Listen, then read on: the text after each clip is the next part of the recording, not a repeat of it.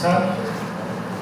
Les doy a todas y a todos la más cordial bienvenida. Les agradezco que nos acompañen en esta ponencia.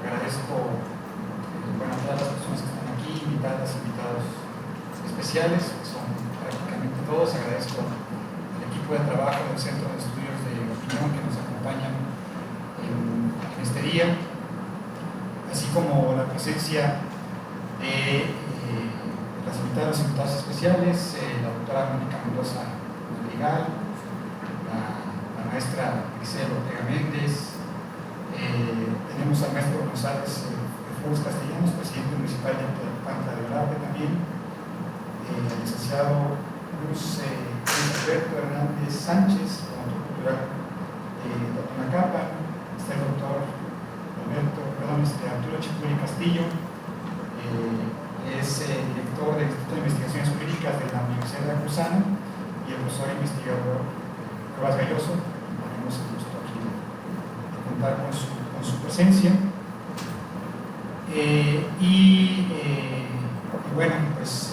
Tenemos también como invitada de lujo a la ponente, la doctora Parastú Anita Merri Hashemi, con quien contamos con su asistencia. Se incorpora el doctor José Oliveros, está también la doctora Alejandra Rodríguez Estrada, y bueno, pues es un gusto para nosotros contar con el Centro de Estudios de Opinión, con la presencia de la doctora Parastú Anita Merri Hashemi. La doctora y yo coincidimos hace varios años como docentes de la Universidad del Mar en Oaxaca, y la trayectoria de la doctora pues es muy amplia. Ella es doctora en Derecho por parte de la Universidad Autónoma Nacional de México. Actualmente está en el Sistema Nacional de Investigadoras e Investigadores con el nivel 1. Está adscrita a la Universidad Autónoma Comunal de Oaxaca, el Centro Universitario Comunal Guelatao de Juárez. Realizó su maestría en la Universidad de Georgetown en Derecho Internacional y Comparado. Tiene una experiencia laboral muy amplia en el ámbito del derecho electoral, y particularmente el derecho electoral indígena, destacando su trayectoria como secretaria de Estudio y Cuenta, adscrita a la ponencia del magistrado Felipe de la Mata Pizaña en el Tribunal Electoral del Poder Judicial de la Federación, y en diferentes ámbitos en el mismo Tribunal Electoral del Poder Judicial como asesora principalmente en temas de materia indígena. Entonces es un gusto para mí, para nosotros, recibirla aquí en Jalapa, en el Centro de Estudios de Opinión. Pues les pido un fuerte aplauso para la doctora.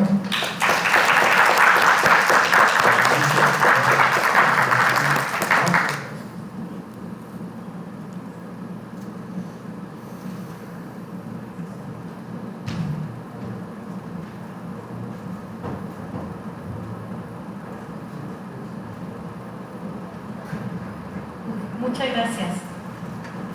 Agradezco mucho al doctor Rubén Flores por organizar este encuentro, y como él mencionó, pues agradecemos a todas nuestras personas invitadas, a cada una agradecemos su presencia, del mismo centro que coordina Rubén, del área pues, jurídica y de derecho de la misma universidad, el compañero que viene de Oaxaca conmigo, Guillermo Monteforte, de Ojo de Agua Comunicaciones, de Papantla, que estén aquí con nosotros, todas y todos, muchas gracias.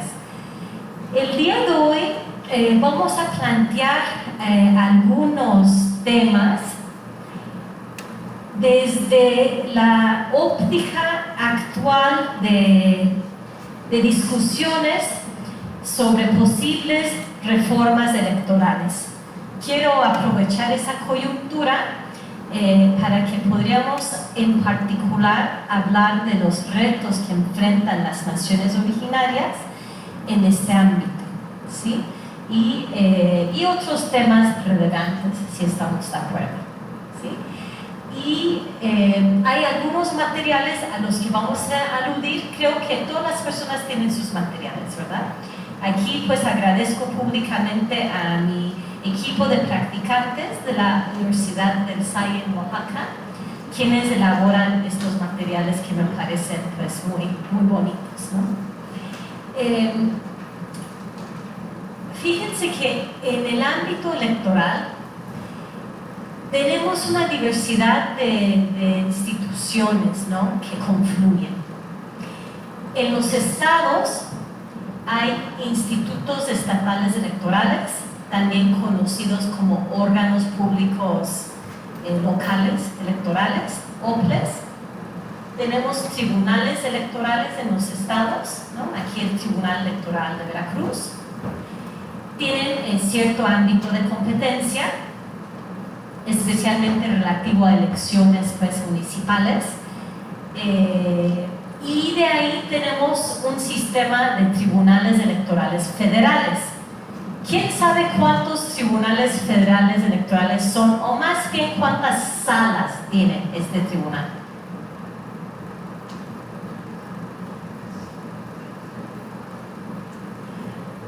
¿7? Vamos a ver. Para empezar, es muy importante recordar que la Suprema Corte de Justicia de la Nación no resuelve asuntos político-electorales. Tiene una larga tradición en la historia jurídica de México, ¿no? Pero recientemente, en general, las funciones del ámbito electoral empezaron a realizarse en instituciones y órganos que se crearon para tal fin. Anteriormente, el mismo Ejecutivo, a través, por ejemplo, de Gobernación, organizaba elecciones, calificaba elecciones, ¿no? Entonces, pues, ahora, dado que la Suprema Corte no resuelve controversias electorales, existe un Tribunal Electoral del Poder Judicial de la Federación, que viene siendo, por decir, como la Suprema Corte, pero en materia electoral, ¿no? Entonces, aquí tenemos un ex magistrado electoral, entonces él me corregirá. Estamos hablando como en términos muy cotidianos, ¿no? Entonces, está el Tribunal Electoral del Poder Judicial de la Federación, pero tiene salas. Tiene su sala superior, que viene siendo la última instancia, y tiene una serie de salas regionales, ¿sí? Hay una aquí en Jalapa. Y bueno, se basan en circunscripciones electorales. Tiene cada sala su jurisdicción.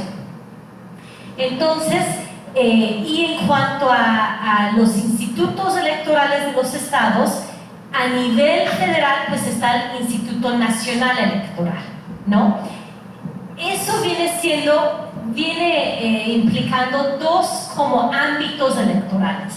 Uno que se conoce como el ámbito administrativo electoral, porque organizan elecciones, distribuyen boletas, toda esa parte de que se pueda realizar la elección en ese sistema de partidos políticos. Y si hay alguna controversia, se revisa en los tribunales, ¿no? Entonces, básicamente, este es un poco el escenario actual.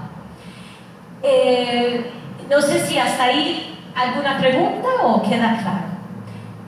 Por ende, en este ámbito, depende un poco del acto contra el cual, por ejemplo, te quieres quejar, etcétera, a qué instancia vas originalmente, ¿no? Si es en el tema de partidos políticos, pues si tú fuiste candidata para un puesto federal, pues normalmente si hay un procedimiento a seguir es en el INE y de ahí a los tribunales federales electorales, ¿no? Si es una elección municipal, pues inicias posiblemente con un procedimiento en el organismo público local o directamente al tribunal electoral local y ahí se puede ir escalando. Esta es una serie de instituciones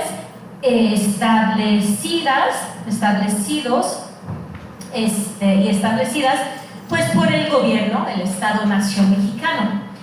Pero yo voy a iniciar esa plática partiendo de la premisa de que México es un estado plurinacional. porque las naciones originarias predatan por miles de años a este Estado-nación. ¿Sí? Son civilizaciones milenarias. ¿Sí? Y hoy día tenemos un país pues, reciente, que tiene 200 años de existencia, que es el Estado mexicano, pero es un Estado plurinacional. ¿Sí? Yo parto de esa premisa. Esto está reconocido en los cuerpos de las constituciones de varios países de Sudamérica, ¿no? Y aquí a duras penas se celebra que se habla de que México es un país pluricultural. Llevamos muchos años de retraso en esos debates todavía en México.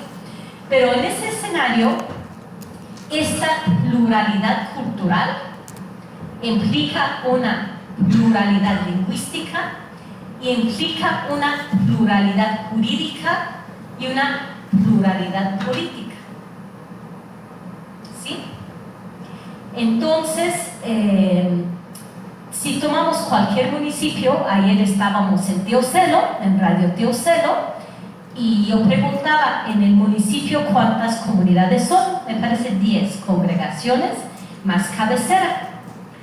Y las 10 nombran a sus autoridades, sus agentes en asamblea, aplicando los sistemas normativos propios, el derecho electoral indígena o el derecho electoral propio. Y en la cabecera se rigen por el sistema de partidos políticos. Dentro de un solo municipio tenemos una pluralidad política jurídica. Eso se describe como pluralismo jurídico, ¿no? Ahora, ¿eso qué tiene que ver con la materia electoral? Pues justo hay una variedad de maneras de nombrar autoridades, ¿sí?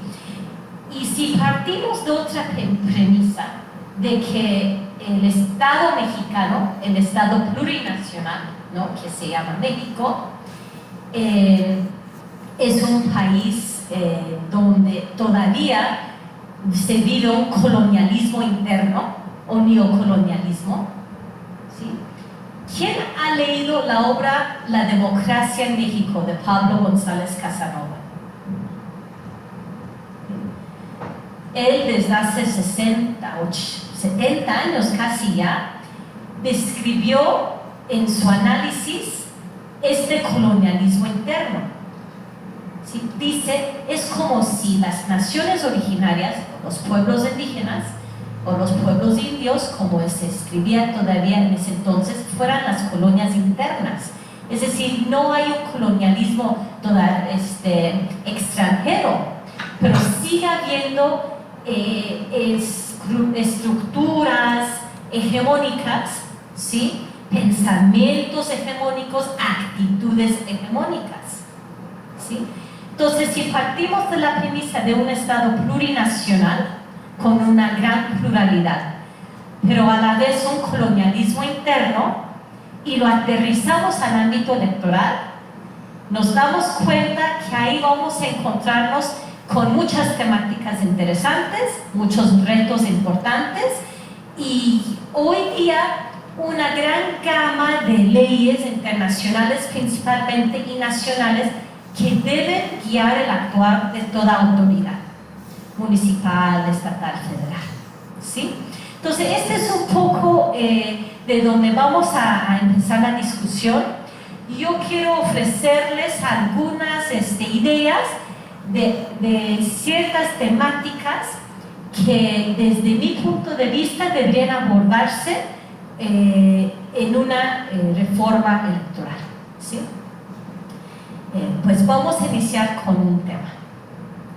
Bueno, y terminamos diciendo, pues estos institutos electorales, estos tribunales electorales pueden estar resolviendo a veces asuntos que no tienen que ver con el sistema de partidos políticos, ¿sí? O se les puede plantear una demanda, ¿no?, una demanda desde los derechos colectivos de una comunidad exigiendo respeto a su autonomía, a su libre determinación, pero que cae en los términos jurídicos occidentales en el ámbito electoral, ¿sí? Y entonces, ¿cuál es la manera en que se deben de tratar estos asuntos? Si alguien tiene mayor interés en ese tema, les puedo pasar en la sala superior del Tribunal Electoral. En ese entonces la presidencia me encargó, se llama Guía de Actuación para Juzgadores en materia de derecho electoral indígena. Y esta guía es no solo para tribunales electorales, sino institutos. Es decir, es un tema que saben en los institutos, en los tribunales electorales, que tienen que tener un tratamiento con otra perspectiva. A veces habla de la perspectiva, por ejemplo, intercultural, ¿no? Entonces, muchos de los retos pues, nacen de eso, del actuar de las autoridades o del Estado. Pero pues vamos a empezar la discusión pensando que se está platicando de una reforma electoral, ¿no? Y pues ¿dónde quedan las naciones originarias? En el orden en que aquí lo vemos, porque no necesariamente hay una orden temática, son diversas temáticas. Vamos a ver la parte de arriba del cartel, por favor. Miren, esta serie de infografías incluye esta infografía: distritos electorales indígenas y representaciones comunales. Según datos del INEGI, 25 millones, vamos a redondear, 24.5 millones de personas se autoadscriben, se autoidentifican como integrantes de naciones originarias o afrodescendientes, ¿verdad? Tiene ya años que el INE ha conformado los llamados distritos electorales indígenas. ¿Qué significaría eso?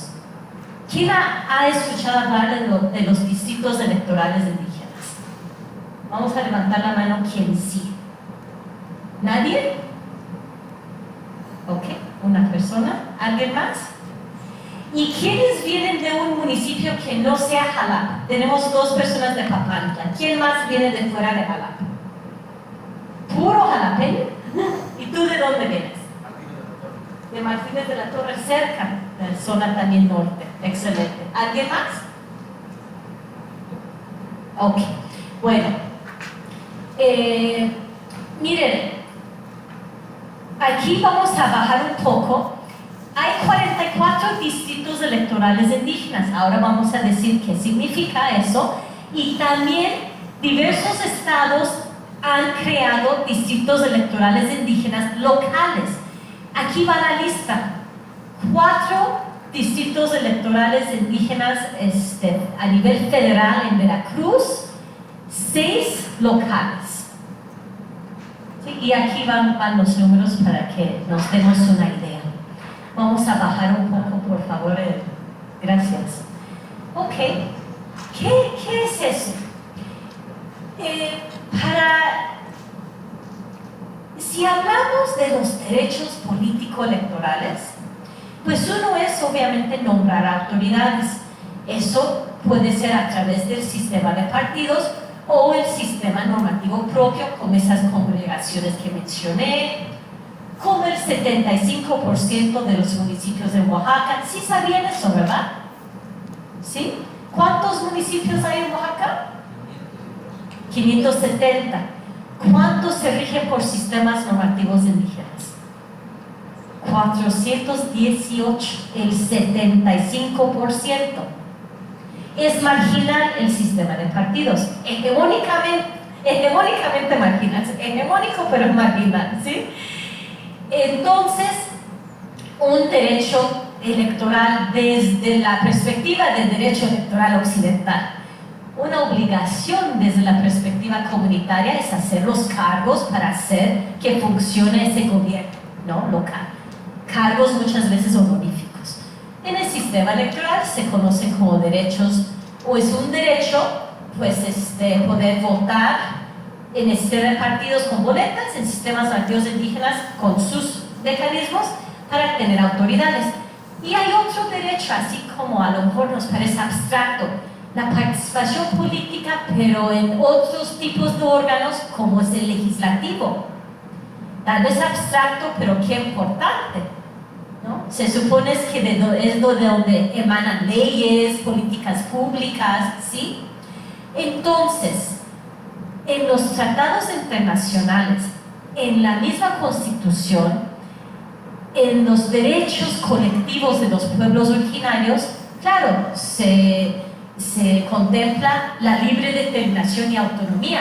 Con base en eso existen formas de organización y de gobierno propios, ¿sí? Y se deben de respetar. Pero hay otros derechos también, como es, pues, poder tú tener voz y poner prioridades sobre programas que puedan afectar a tu nación, ¿no? Y bueno, por ende, para de una manera empezar a cumplir con esas obligaciones que está en incumplimiento sistemático del gobierno mexicano, dijeron, bueno, cierto número de esos distritos electorales en que se divide el país, los vamos a llamar indígenas.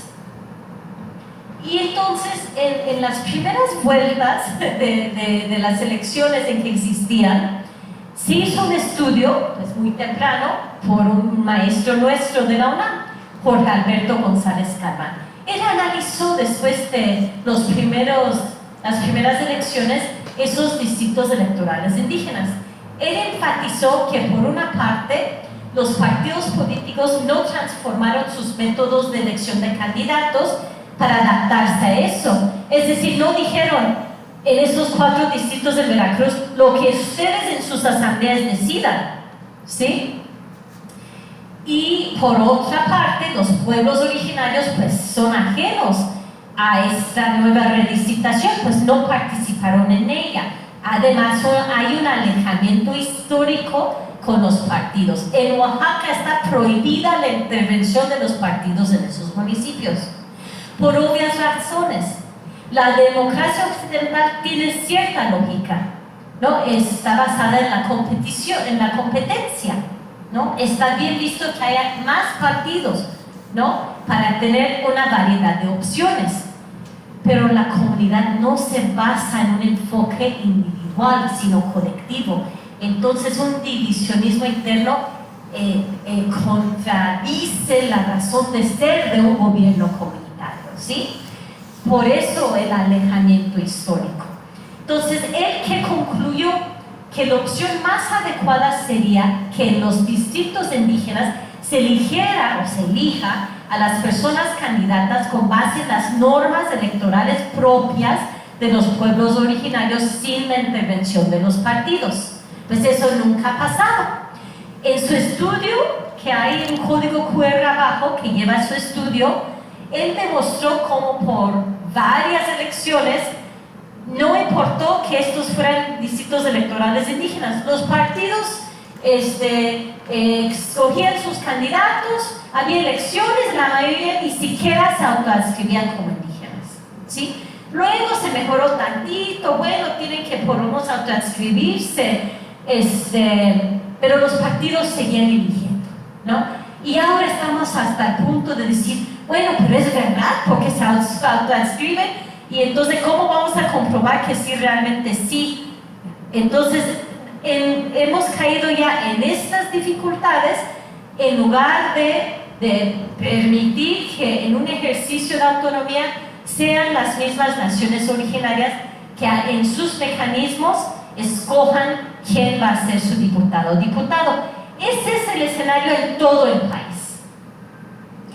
Entonces, en este contexto, desde el año 2020, ya van 5 años y medio, las autoridades de las 94 comunidades que se rigen por sistemas normativos propios en Tlaxcala llevan toda una lucha jurídica en los tribunales para llegar a tener diputaciones nombradas en asambleas. ¿Por qué 94? Pues es el número de agencias, hay puras agencias, ninguna cabecera municipal, que se rigen por el sistema normativo propio, ¿sí? Entonces están unidas como presidentas de comunidad, así se llama su autoridad, y han presentado juicios de manera colectiva. Aquí hay código QR, quien quiera saber más está en su material. Entonces, en las discusiones sobre una reforma electoral, como que no se ha querido salir del cajón del sistema de partidos, sino que, bueno, mejoramos el mecanismo para asegurarnos que siquiera sea de esa comunidad la persona. Pedimos hasta constancias de sus autoridades, pero sigue siendo dentro del sistema de partidos. Entonces, es limitado, sino nulo el impacto. ¿Sí? Bien, entonces, pues este es una gran ventana de oportunidad en las discusiones, primero de cómo se van a hacer los distritos cada vez que se revisan, ¿sí? Y cómo en los distritos electorales indígenas, incluyendo cómo existen, a través de qué mecanismos se van a nombrar a estas diputaciones. Si quieren podemos ir a cerrar esta. Bien, ¿hasta ahí algún comentario sobre los distritos electorales indígenas, diputaciones por sistemas normativos propios? Adelante. Este ejemplo de Tlaxcala no es para... Están impugnando al tribunal para que se les desconozca su método de elección, pero para que sean solamente representantes de la comunidad, no del sistema de partidos, no diputados pues locales o federales. No, justo piden diputaciones por sistemas normativos propios, que en asambleas nombren a sus diputaciones, que fue la conclusión a la que llegó González Galván desde el 2008.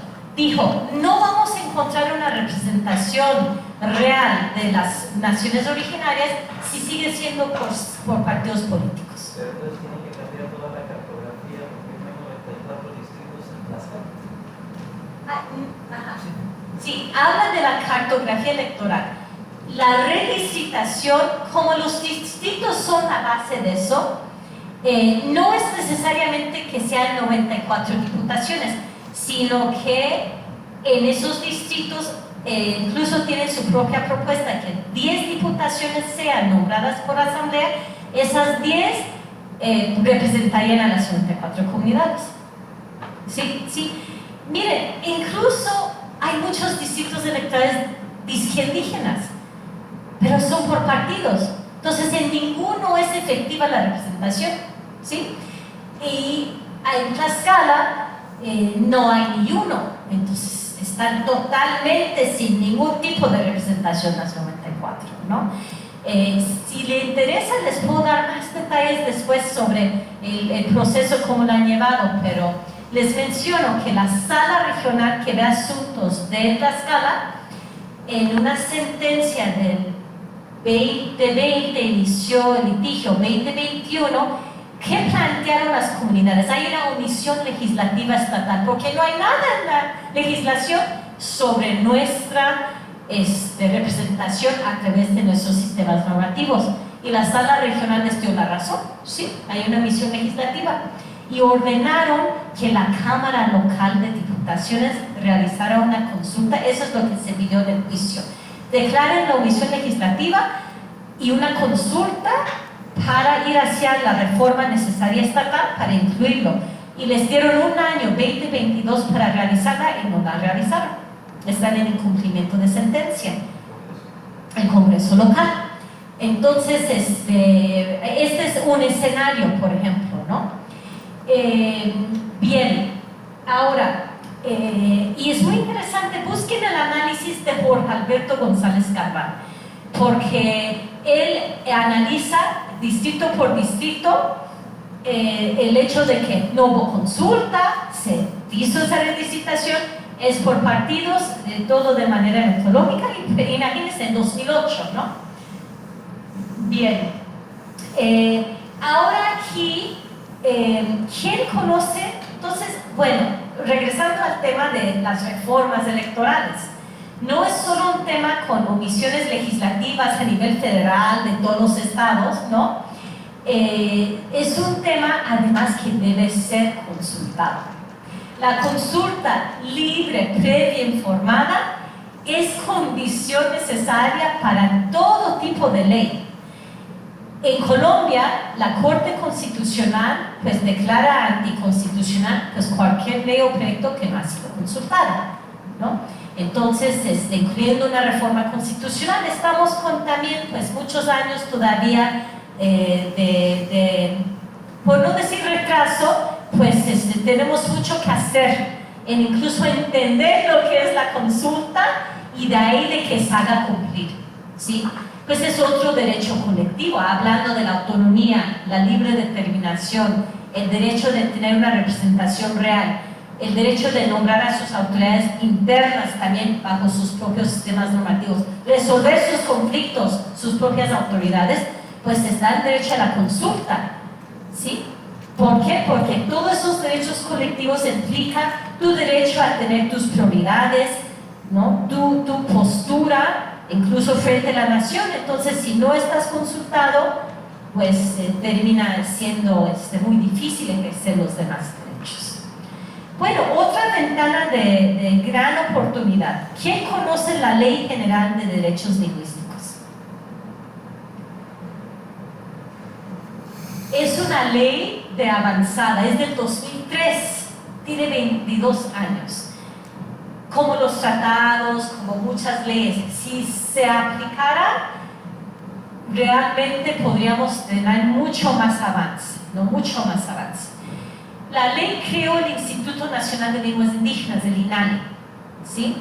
Una de sus primeras encomiendas fue el catálogo de lenguas indígenas nacionales.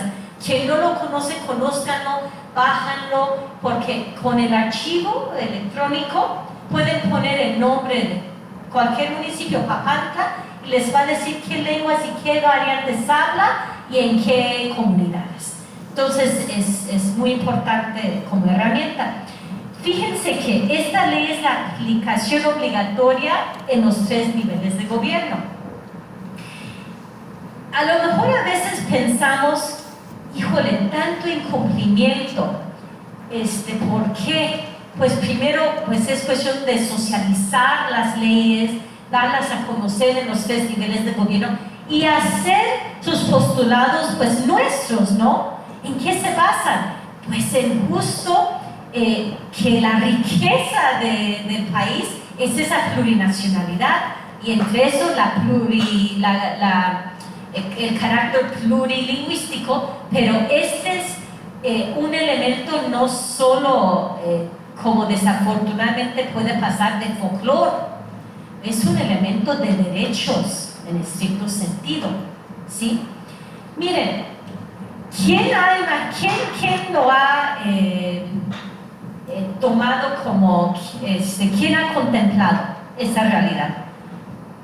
Sí saben que en los 300 años de la colonia, el gobierno, no es el gobierno, pero la administración colonial fue totalmente plurilingüístico.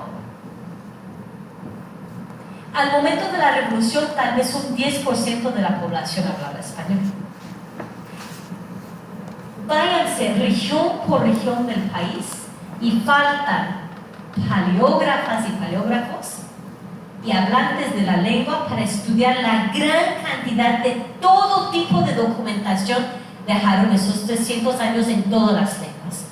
Empiezo con ejemplos. El cabildo indígena de Tlaxcala, nunca hubo un cabildo de españoles. Hay actas del cabildo en náhuatl, está llenísimo el archivo del Estado. La paleografía, ¿qué es? La manera de estudiar los documentos antiguos, ¿no? Entonces, paleografía más saber náhuatl, hay una riqueza. Bueno, recordemos, familias tlaxcaltecas fundaron ciudades todo hacia el norte. Lo mismo los archivos de los actas de cabildo de Saltillo, Coahuila, hasta de Monterrey, el Nuevo León, San Luis Potosí, y esos en náhuatl, y hablando solo de actas de cabildo. Yo en mi postdoctorado en el 2023 hice el trabajo de archivo en el archivo de notarías de Oaxaca. Yo solo quería documentar algo sobre los cambios en las formas de gobierno indígenas en Oaxaca. Y curiosamente, podríamos pensar que es un archivo de notarías, que aburrido. Es que las personas, incluyendo autoridades, pues van todo el tiempo a notarios. Puede ser una compraventa, un poder, y está, como todos los archivos del país, lleno con documentos en todas las lenguas. Un testamento puede ser, un poder, y además menciona quién fue ante el notario, y ahí hay información que para mí era interesante, ¿no? Ahí puede decir, ¿no?, de la República de Indios de tal lugar, el alcalde, ahí describe las autoridades que acudieron, ¿no? Entonces, es decir, ni siquiera el gobierno colonial planteó la castellanización forzada, cosa que planteó el Estado-Nación después de la Revolución, de manera muy violenta. Hubo otras violencias en los 300 años de la colonia, pero ahí ya no iban a poder, porque siempre eran pocos españoles administrando el país, ¿no? Entonces, pues no contemplaron la cuestión lingüística, y el Estado-Nación sí, para revertir el daño. O sea, ¿cómo más de un 10% que habla español hasta hoy día al revés en 100 años? Pues a través de políticas muy violentas de castellanización forzada, que hemos escuchado eso todas y todos, yo sé. Entonces, cuando el Estado mexicano adquiere compromisos internacionales relativas a los derechos de las naciones originarias, cuando adecua su constitución, de manera lógica, tuvo que promulgar una ley general de derechos lingüísticos, ¿sí? Entonces, la ley es muy interesante. Vamos a ir más abajo, por favor, a otro artículo. Más abajo. Por ejemplo, el artículo 9. Establece que es un derecho de toda persona mexicana comunicarse en su lengua materna sin restricciones, ya sea en el ámbito público o privado, de forma oral o escrita, en todas sus actividades. ¿Sí? Vamos a ver más arriba, amigo. Ok. Artículo 5. El Estado, a través de sus 3 niveles de gobierno, reconocerá, protegerá, promoverá la preservación, desarrollo y uso de las lenguas indígenas nacionales. ¿Otro articulado, amigo? Sobre el uso de todo, el derecho de usar su lengua para todo trámite en todo ámbito. Ajá, ahí arriba, artículo 4, excelente, gracias. Tanto las lenguas indígenas como el español son lenguas nacionales y tienen la misma validez.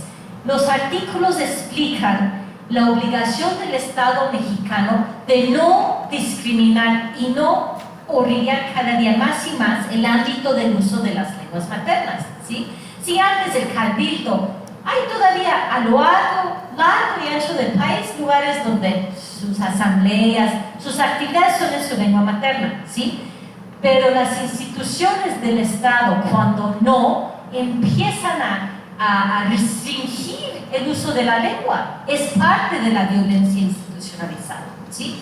Entonces, en cualquier municipio, en cualquier estado, podemos hacer el análisis de la obligación. Por ejemplo, si el ayuntamiento es por partidos y no sistemas nativos indígenas, o por sistemas nativos indígenas, quien acuda al ayuntamiento para cualquier servicio debe poder hacerlo en su lengua. Si no, cada vez es menos y cada vez puede. Entonces, que ni aprenda la lengua, el náhuatl, por ejemplo, el totonacú, el zapoteco, porque entonces tenemos que hasta buscar nuestro traductor y alguien que nos acompañe a hacer cualquier trámite. Y ese es el peso hegemónico, ¿no?, de la cultura hegemónica, que empieza a desplazar elementos culturales más importantes de la lengua. Es muy importante. Con la lengua viene todo, ¿no? Entonces, ojalá que el folleto les sea de utilidad. Ahí están algunos de los articulados. Afortunadamente aquí hay alguna señalética en el instituto, ya vieron, ¿verdad? En algunos puntos hay el náhuatl, pues el daño, hay cierto, pero desde muchos años lo digo, por ejemplo, al INE. Cuando ustedes tienen módulos para dar la credencial, necesitan asegurarse que donde van a credencializar, quienes hablen las lenguas de la región. Imagínense lo colonial del asunto, que yo quiero ir a tramitar lo que es la Carta de Identificación Nacional y de la comunidad alguien tiene que ir de traductor de todo el mundo. No, es al revés, ¿sí? Es al revés. Entonces, eso es para que lo tengan y tomen en cuenta cuando hablamos de cualquier reforma. Aquí está la consulta, está que la consulta sea en las lenguas de cada región y todo lo que más que implican los derechos lingüísticos. Y finalmente, aquí también hay un material sobre lo que es la Declaración de la ONU sobre los derechos de los pueblos indígenas.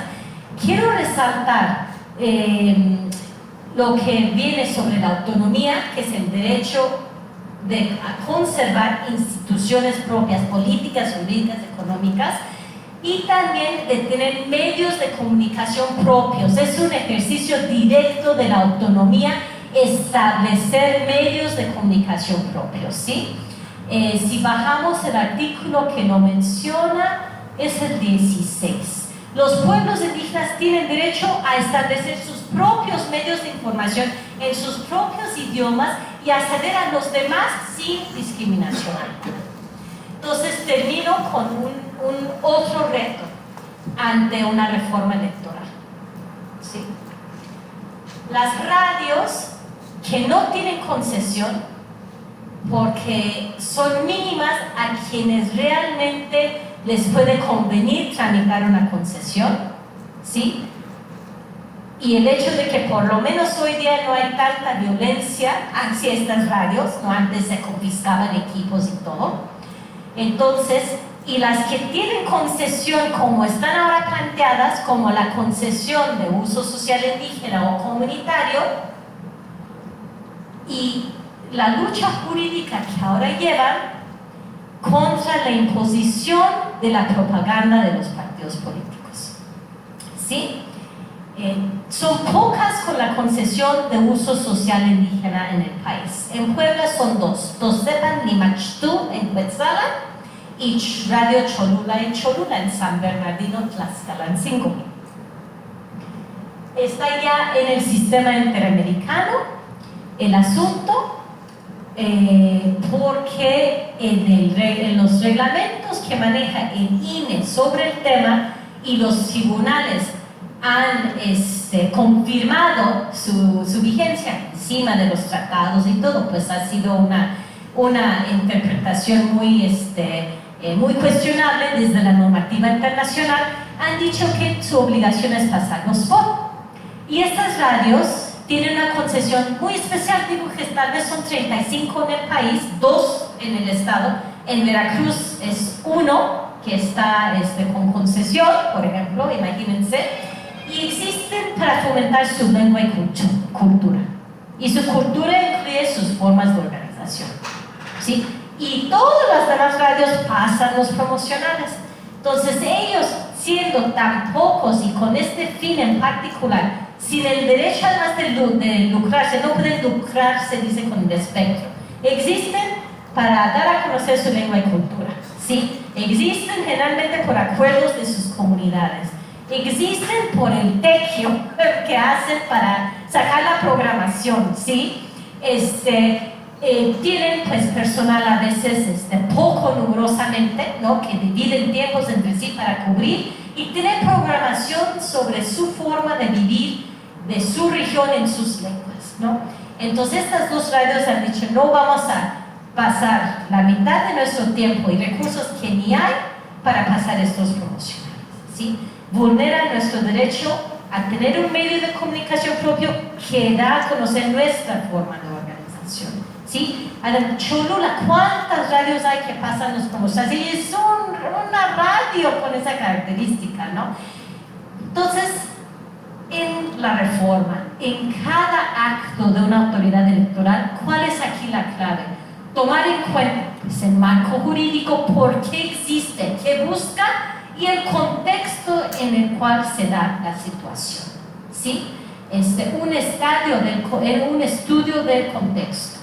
Entonces, esta es una situación que en cualquier reforma se va a tener que revisar, porque está solo, pues brevemente, en el reglamento de radio y televisión de DINE.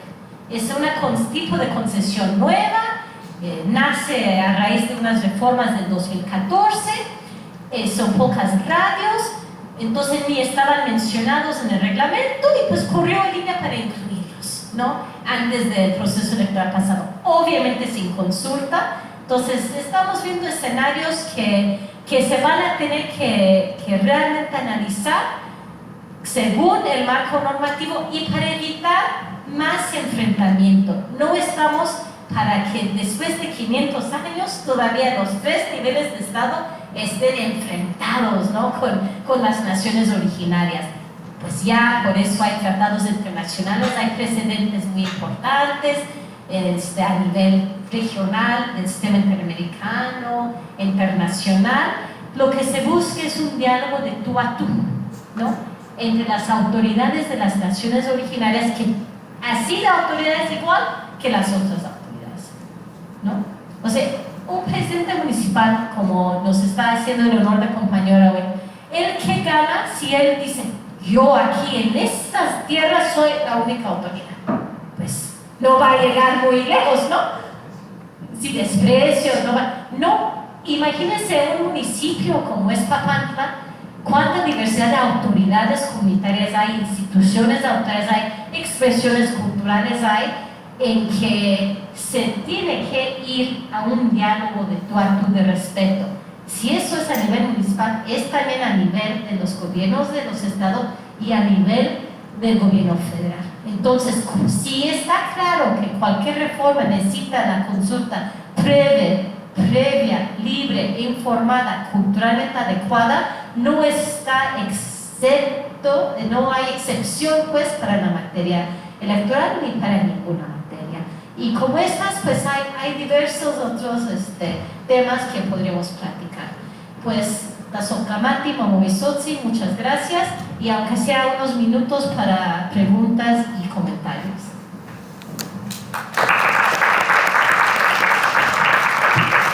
Bien, muchas gracias, doctora, por la charla que nos acaba de ofrecer. Les pasaré el micrófono para sus preguntas y comentarios, reconociendo además que aquí hay pues personas especializadas tanto en la materia como en los intereses, pues podríamos aprovechar ese espacio en ese sentido, ¿no?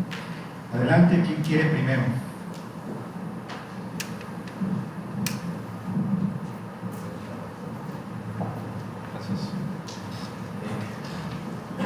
Muchas gracias por el espacio, doctora. Un gusto tenerla aquí en Veracruz. Solamente un breve comentario, porque mencionó lo de la posible reforma electoral que viene. Y yo creo que eso va a ser muy interesante en su experiencia, y dado que abordó también el tema de la consulta a los pueblos indígenas, y que la propia Corte del Tribunal Electoral han hablado que es un requisito justamente para que tengan validez esas normas y el impacto que puedan tener en los sistemas normativos. ¿Usted cómo cree que debería manejarse justamente este aspecto a la hora de aprobar temas que van a impactar, desde luego, en la vida de los pueblos y comunidades, ¿no? Y sobre todo, por ejemplo, temas específicos como lo que comentó, ¿no? Los distritos electorales indígenas. ¿Cómo debería llevarse a cabo esa consulta? ¿Cuál sería el método idóneo que usted puede advertir? Y pues ojalá que se lleve a cabo. Muchas gracias. Justo eso permite que desde cada estado y cada región se vayan forjando estos caminos. La consulta debe ser libre, obviamente sin coerción, entonces no es consulta, ¿no? Sin violencia, previa, antes de la reforma, e informada, ¿no? Una fase informativa donde personas expertas pueden dar una amplia gama de información hasta que la asamblea, generalmente es la asamblea, quede satisfecha. Ya entendimos lo que los temas que se plantean y nuestras propuestas son tales, o sobre esa propuesta que nos dieron, nuestra opinión es tal y tal, ¿no? Pero ¿en qué escenario? ¿Cómo? ¿Verdad? Y esto, como todo, debe ser visto en cada entidad federativa y en cada región según sus características. Pero vamos a hablar sobre eso. La consulta debe realizarse de buena fe, para empezar, siempre. Está en el convenio 169, muy claro. Debe haber buena fe. Se ha también especificado que culturalmente adecuado y a través de las instituciones propias de las comunidades. Generalmente, no el 100% del tiempo, esto sería la asamblea. Es decir, debemos primero preguntar, en este municipio o en esta región, por ejemplo, Totonocapan o esta región, ¿no? O en esta comunidad en particular, si hay alguna diferencia, ¿cuál es el mecanismo propio para la discusión y toma de decisiones? Es casi siempre la asamblea. En el norte del país hay algunas excepciones, porque el norte tiene diferencias muy importantes, ¿no? Pero generalmente es la asamblea general comunitaria. Entonces, la información se debe aterrizar a cada comunidad, a este órgano que es la asamblea, para que después que se termine la fase informativa, en una asamblea que convoquen, decidan cuál va a ser su postura a una propuesta en particular o su propia propuesta. Generalmente es así. Esto sería, conociendo en México el mecanismo, sería así. Eso va a implicar una coordinación muy importante entre autoridades. ¿Qué es lo que ha pasado muchas veces en la práctica y que son asambleas que son rechazadas por las comunidades y si van a escrutinio internacional caerían todas? Es que casi para más rápido, vamos a hacer una reunión en un hotel de lujo del Estado. Y entonces vamos a pedir que cada comunidad mande a su autoridad. En Oaxaca puede ser una presidenta o presidente municipal, ¿no? O lo que sea. Pues es una simulación a consulta, ¿no? Eso es un área de oportunidad muy grande en México, porque necesitamos esa participación, porque van a ser mucho mejor las propuestas, ¿sí? Y ya se pueden asumirse como suya después. Entonces sí van a tener eventualmente importancia, porque nadie siquiera conoce que según hay tanto distrito electoral indígena, porque no solo fueron consultados,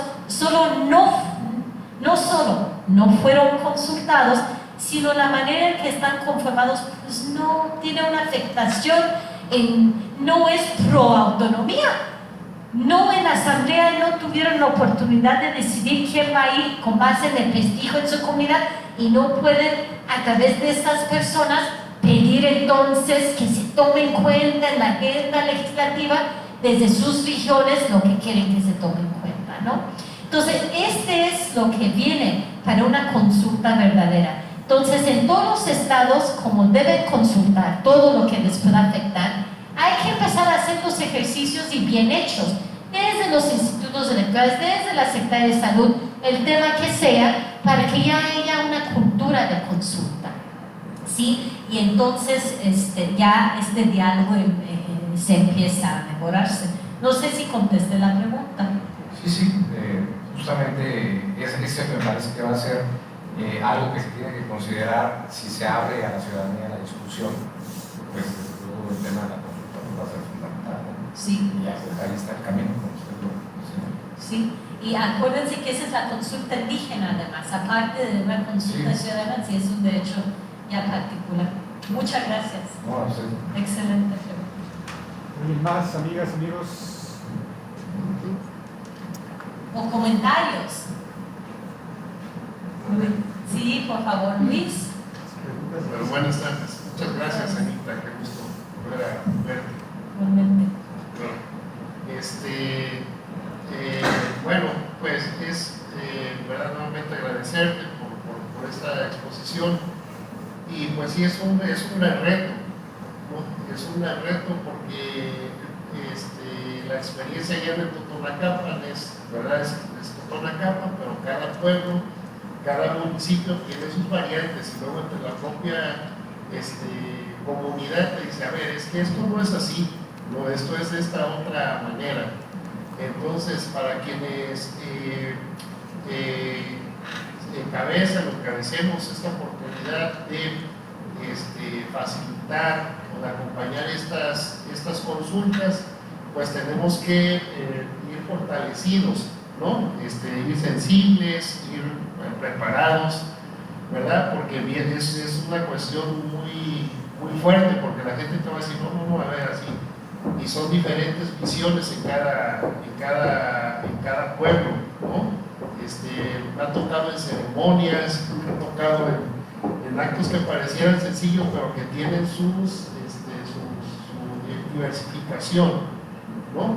Y por otro lado, estas formas institucionales que hay. A ver, levanta la mano quien está de acuerdo. Entonces todo el mundo levanta la mano y pregunta, a ver, ¿qué pasó?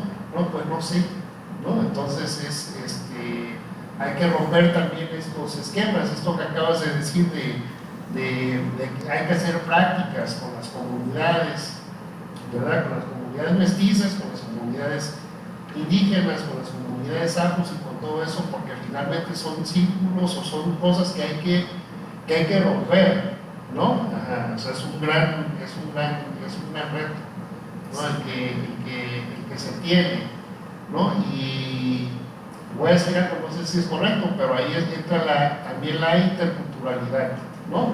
O sea, como una herramienta fundamental para lograr entender que cuando hablas, pues que los pueblos originarios o los pueblos indígenas no son esos de hace 500 años. Esos ahí están las pirámides, pero ya mis abuelos ya no las hicieron, o sea, fueron personas, ¿verdad? Hoy yo tengo a lo mejor una lengua, tengo ciertas prácticas culturales de esas personas que fueron grandes y que les tocaron hacer, pero hoy ya mi realidad es otra, ¿no? Para no crear fanatismos, romanticismos, que luego de ahí se clava y la gente se pone, no se enfoca bien, ¿no? Porque puedo decir, no, es que lo dijo el jefe supremo Totonaco, o el jefe supremo Náhuatl, o el jefe supremo Huichol, y ante eso es una autoridad, espérate, ¿no? Entonces más bien vamos a vernos como sujetos, ¿no?, de derecho que estamos viviendo en un espacio, en un territorio, ¿no? Y que si nos va bien, ¿no?, a quienes ahí habitamos nos va a ir bien a todos. Gracias. No, este último punto es muy importante porque tiene que ver con la simulación, ¿no? Justo es esta forma de ser respetuosa a la diferencia, preparada, intentar ser conocedora, ¿no? Para no querer, pues, crear una situación que para mí como institución es más fácil, ¿no? Como en su momento hacía, por ejemplo, el Instituto Nacional Indigenista. Pues yo voy a decir que para toda la nación Totonaco hay una jefa o un jefe y representa a todos, cuando en la realidad la organización comunitaria tiene una máxima autoridad que es la asamblea, ¿no? Entonces una consulta es a través de la asamblea. Y claro, eso significa buscar ese respeto de tú a tú, ¿no? Y no imponer y dejar actitudes pues que son todavía coloniales o neocoloniales, ¿no? O incluso los tiempos decir pues yo soy muy importante, entonces está bien, si voy a consultar es ese día porque yo puedo ir en todo el estado. Sí, son cambios de paradigmas que implican la interculturalidad, y cambios de actitud, cuando no sabemos ser humildes y decir, bueno, entonces necesito hacer muchas visitas, se llaman visitas in situ en el ámbito judicial. La Corte Constitucional de Colombia como práctica hace visitas in situ en asuntos que tienen que ver con naciones originarias. En la historia de los tribunales de México pues no tenemos todavía, aunque en la guía de actuación lo puse, por ejemplo, como directriz. Lo que a veces sí se ha hecho es pedir, aunque sea un peritaje antropológico, pues tener más información de contexto. Yo insisto mucho en pedir la información directamente. a la autoridad, incluso oralmente, no necesariamente que nos hagan un libro, ¿no? en un mes sobre su forma de organización, pero explícanos cuál es la estructura del gobierno y sus diversas autoridades. Pues tenemos comités, tenemos un comisariado. Bueno, entonces en la organización iniciamos también autoridad a autoridad, hablando con ellos, quién convoca la asamblea, en qué fechas acostumbran a estar.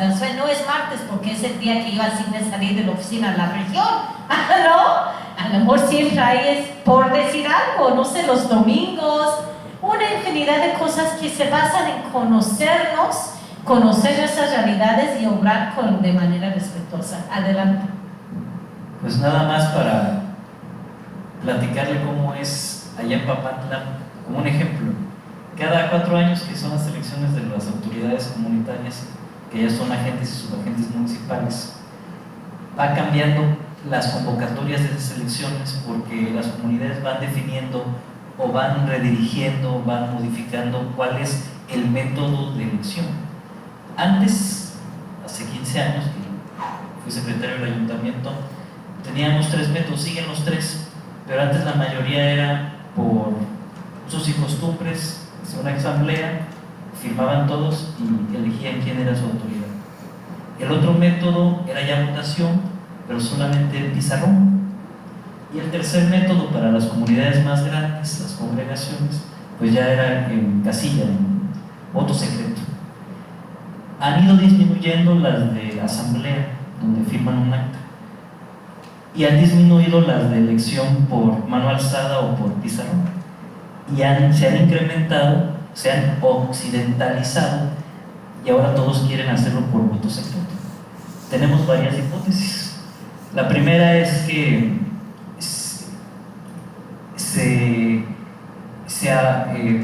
se precisa la división cuando hay varios candidatos y ven quiénes votan por uno, luego por otro, ¿no? Son familias grandes, compadrazgos y todo, y se divide la comunidad, ¿no? Mi compadre votó por el otro, porque lo estoy viendo, y mi comadre también. Entonces ya ahora todos quieren voto secreto para que no se sepa, se evidencie, pues, ¿no? ¿Cómo era eso? Entonces es un ejemplo de cómo, si al principio todo era por asamblea o originalmente así era, no es el caso, que las comunidades van cambiando esa noción, o se van occidentalizando, o van tomando estas posturas de las instituciones electorales, porque ya también las votaciones se han introducido mucho ya en la cultura política de las comunidades indígenas. Y pues bueno, no sabemos ahorita, por ejemplo, que el próximo mes de marzo, que salgan las nuevas convocatorias, cuántas comunidades lleguen a pedir este cambio de método. Es un comentario nada más. Este es muy, muy importante. Por un lado, el derecho comunal o el derecho propio o el derecho indígena, los sistemas jurídicos, ¿no?, de las naciones originarias, a veces en español lo decimos así, son dinámicos. Son dinámicos porque las comunidades buscan todo el tiempo enfrentar diversas situaciones que dan, desde la migración, muchas cosas, ¿no?, que entonces se van tomando acuerdos. Esto es un rasgo positivo, ¿no?, del derecho comunitario. Lo que no es tan positivo, es la pérdida en las formas propias de nombrar autoridades, y es parte del discurso hegemónico, ¿no? ¿Cómo fue el primer cartel de este evento? Bueno, es que me regañó la doctora, porque en el cartel que hice había una urna. Entonces me dijo, no, eso no, porque eso es hegemónico y es occidental. Pregúntame y ya tengo yo a mí. Entonces ya la doctora ya hizo su segundo cartel, que se publicó ayer, y es el que también difundimos. Perdón por retomar la palabra, pero mira, por ejemplo, acaba de decir algo el profesor Gonzalo.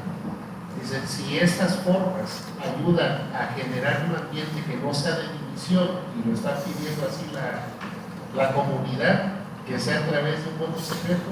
Es ahí donde yo digo, bueno, ¿qué te dice que es original? ¿Cuál es la forma propia?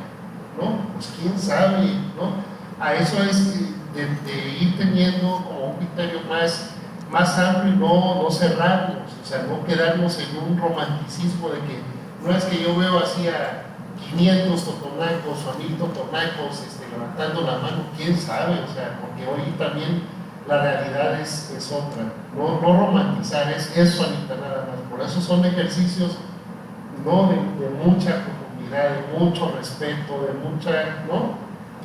de quienes intervengan o intervengamos en estos procesos pues de ir tejiendo cosas con los pueblos, ¿sí? Ajá. Sí, pero ¿por qué yo lo digo como por decir con preocupación? Cuando se van cambiando los métodos, justo lo que demuestra es que ya hay divisionismo. Cuando no hay divisionismo pueden ser 25,000 en una asamblea, como en algunos lugares de Oaxaca, y es levantando la mano porque no hay por qué temer, o sea, hay divisiones, ay no, que no me vean la compadre o comadre porque levanté la mano, o sea, ya es un rasgo de un problema. No es romantizar, es decir, híjoles, entonces allá, y eso viene generalmente por justo de influencias hegemónicas.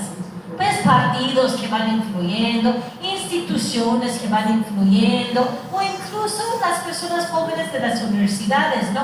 Ay, bueno, como ni siquiera se enseña el pluralismo jurídico en las facultades, pues a lo mejor regresan y dicen, ay, no, pues eso está mal porque vulnera la Constitución, aunque el artículo 2 también esté en la Constitución. Hay muchos factores, ¿no? Si una vez en un municipio en particular en Oaxaca me dijeron, se debe prohibir la participación incluso en esas asambleas de las y los maestros, ¿no? Porque eran pues de los primeros que pues salían a estudiar y de repente regresaban hasta con afiliación partidista y bueno, ¿no? Entonces, no es tal vez un romanticismo, sino pues lástima, porque cuando 500 o 1000 totonacos pueden abiertamente sin esconderse, porque desde la visión de la comunidad es esconderse, tiene que buscar. Es que esto no es la visión, yo diría romántico, lo occidental. Ay, sí, la horma y la boleta. Cuando la visión comunitaria es, qué triste, se esconde. Uno dice, el derecho de voto libre y secreto. ¿No? Y la visión comunitaria, pobres, secreto, ay, que nadie vea aquí voté, ¿no?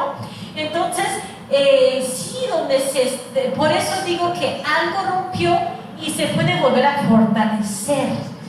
fortalecer desde la comunalidad, de que el cargo es para la colectividad, porque si ya se buscan fines individuales como en el sistema hegemónico, pues sí me escondo. Porque aunque yo no he hecho ningún cargo en mi pueblo, ni me conocen, pero yo digo que yo debo poder ser presidenta porque estudié Derecho, pues hasta escondiditas, pues, ¿no?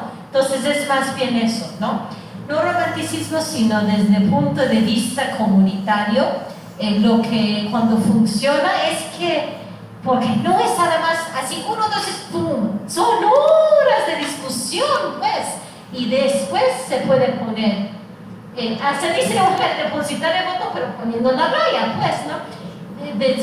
O levantas la mano, pero a lo mejor 2 días estuvieron, pero viéndose, pues, discutiendo. O como dice mi maestro Jaime Martínez Luna, ¿no? Aparentando o tomando como de chistos para hacernos reír, ¿no?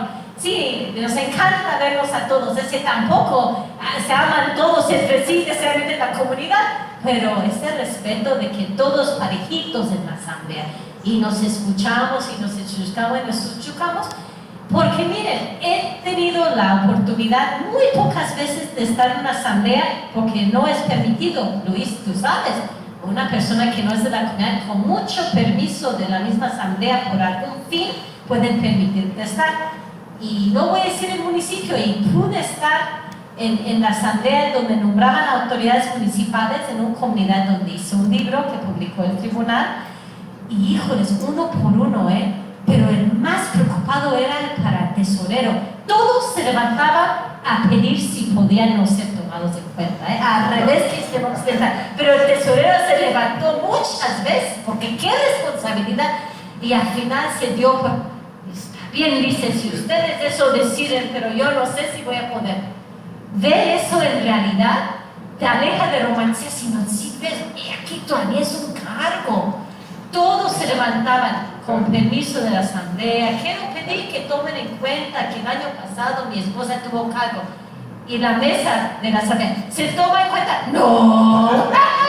El otro, quiero que tomen en cuenta que ahora mi esposo tiene cargo. ¿Se toma en cuenta? ¡No!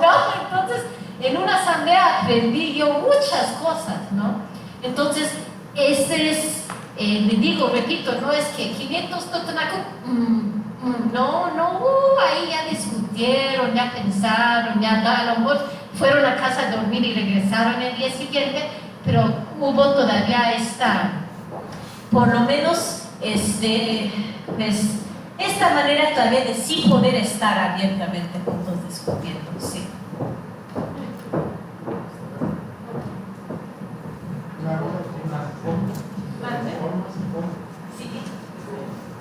Pues muchísimas gracias por esta plática. Yo no soy abogado, no conozco el tema electoral muy bien, pero he estado en varias asambleas en comunidades en Oaxaca. Y creo que lo que se está diciendo hay que llevarlo un pasito más allá, y es que el fundamento, la intención, creo que se está perdiendo, lo que dice el presidente, y es muy cierto también en Oaxaca, es que lo que esencialmente se busca es el consenso. O sea, no es que yo pienso esto, pienso el otro, más bien platicamos los 2 días, los 3 días, hasta que lleguemos a un consenso. O sea, no es que yo voto por uno, entonces no hace falta el pizarrón, no hace falta el voto secreto, porque después de tanta discusión, que puede ser matadora, y me consta, finalmente dicen, ok, estamos todas y todos de acuerdo de que esta es la persona que queremos que nos represente, ¿no? Es muy difícil, y eso de lo difícil me lleva a una pregunta que es tal vez muy ignorante, y parte un poco de una frustración. Viendo toda esta estructura legal tan bien planteada, 2003 se pone una ley de los derechos lingüísticos, estamos a 2025 y no sucede nada, ¿no? Entonces, una pregunta que sé que es complicada, pero ¿qué hace falta para hacer este cambio? Reconociendo que es un cambio muy grande, ¿no? Es una cosa que va desde la raíz, ¿no? ¿Cómo hacerlo? Inclusive las consultas son logísticamente, aparentemente desde el occidental, imposibles, ¿no? Pero se hacen constantemente en las comunidades, ¿no? Entonces, en su opinión, ¿qué es lo que tenemos que romper? ¿Cuál es el obstáculo que tenemos que rebasar para así lograr un cambio? Muchas gracias. Una excelente manera para ir cerrando, ¿verdad? Pues son muchos factores, ¿no? La gente habla de voluntad política. Vamos a hablar primero de actitud. Vamos a aceptar que sí hay muchísimo racismo todavía. Es mucho el racismo. Entonces vamos a tener que capacitarnos muchísimo en los 3 niveles de gobierno, no solo para conocer todas las leyes, sino pues para trabajar lo que es el racismo, lo que es la discriminación, lo que es el colonialismo interno, ¿sí? Porque es lo que está detrás de mucha negativa. Yo lo he sentido como funcionaria. Realmente ese racismo es no poder aceptar que otra manera puede ser igual, ¿no? Igual, no vamos a decir incluso mejor, hasta yo opino que uno es mejor. Por ejemplo, yo no soy parcial, pero por lo menos decir que son iguales, pues, ¿no? Por lo menos decir, y de ahí hasta más allá, algo podemos aprender de esta otra forma, pero también tenemos que respetar esta otra forma, ¿no? Y si vamos al tema lingüístico, es increíble porque por un lado uno pensaría que no hay quien niegue la importancia de la pluralidad lingüística. Eso pensamos, ¿no? Pues ¿quién podría negar que en cualquier estado de la República no es el corazón de su belleza, ¿no? Y se ve reflejada en rituales, en danzas. Entonces, ¿dónde perdemos la congruencia? Entonces, ¿por qué nos vamos a negar a hacer respetar legislación que es la avanzada es para que esta riqueza siga y se fortalezca y lo escuchemos y que nuestro oído sea más corto, pues, para que cuando vayamos a cualquier espacio, nuestras niñas y niños no solo aprendan uno o más lenguas, vean esa belleza, ¿no? Entonces, pues vamos a necesitar realmente campañas de capacitación y de sensibilización y con personas tomadoras de decisiones, ¿sí? También en las comunidades, talleres de derechos, por ejemplo, que nos inviten a Papantla a hablar de medios de comunicación propios, derechos lingüísticos, para que las mismas comunidades, después de 100 años de decir no hables la lengua, pegar a los niños, decir eso estuvo mal y ha tenido una consecuencia, pues, preocupante. Entonces, ahorita la misma ley nos está exigiendo promover como autoridades la lengua, invitamos padres, madres, no dejen de hablar la lengua, ¿no? Y de ahí tomar acciones y poner presupuesto de esas acciones. Por ejemplo, desde el tribunal, una de las acciones que he impulsado es que las sentencias se traduzcan de manera oral en audio y también de manera escrita. Oral para que se pueda ir poner en el altavoz de la comunidad y la gente escuche, ¿no? Y la siguiente propuesta que tengo es que en las sesiones públicas la discusión también sea multilingüe, para que en la comunidad escuchen cómo se discutió discutió el asunto, ¿no? Antes de resolver. En un ámbito local, todo eso es todavía más fácil, ¿no? Es decir, tomando nuestra circunscripción, puede ser un municipio con una sola comunidad, como Querétaro de Juárez, o puede ser una como Teocelo, que son 10, o Papantla, ¿cuántas comunidades son? 158, ¿no? Y decir, yo como autoridad, ¿qué tengo que hacer? ¿Y qué presupuesto va para tal fin? Si en mi ayuntamiento todo servicio se debe poder tramitarse en Totonacu, ¿no? Y desde la entrada, aquí se habla Totonacu, en el Istmo, en Wichita, hasta en Compartabanco, ¿cómo se llama ese banco? Compartamos, me encanta ir un letrero así, aquí, y en zapoteco y en español, aquí se habla zapoteco, ¿no? La señalética en el municipio, qué bello es estar en Tlahuitoltepec y que los nombres de todas las calles son en Ayuc. No solo es bello, no solo fomenta la lengua, sino que estamos dando un mensaje positivo. Después de años de puro Avenida Juárez, Porfirio Díaz, y como que héroes nacionales que van desplazando pues la lengua y la cultura y otros héroes locales que seguro hay, ¿no? La señalética, el INALI siempre lo recomienda porque no es costoso y tiene mucho impacto visual. Mucha señalética en las lenguas o la lengua de la región, de los nombres de los parajes, la explicación en la iglesia. Si van a Mérida está en maya, español e inglés. Son cosas no tan difíciles que además si empieza a ser un municipio, yo diré que Papantla podría ser el municipio como, ¿cómo llamamos ejemplo? Municipio modelo, ¿no? Que podría empezar a ser y de que pues poco a poco el otro municipio de al lado también los van a enterar y etcétera, ¿no? Entonces, tiene que ser coordinado y ya con temas electorales, pues con mayor razón, tiene que ser desde las instituciones también y que las comunidades conozcan sus derechos y también lo exijan. También, si no se está haciendo, pues que se vaya a los tribunales y los tribunales ordenen. Y ahí esos serían algunos de los apuntes, sí.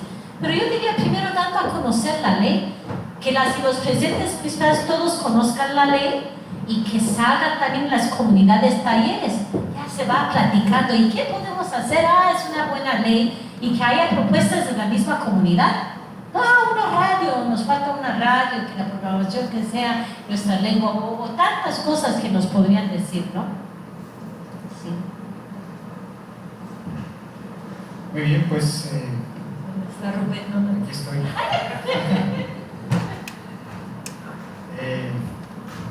Para tú, doctora, apreciada doctora, te agradezco mucho que nos hayas acompañado, que nos hayas brindado estas palabras tan relevantes.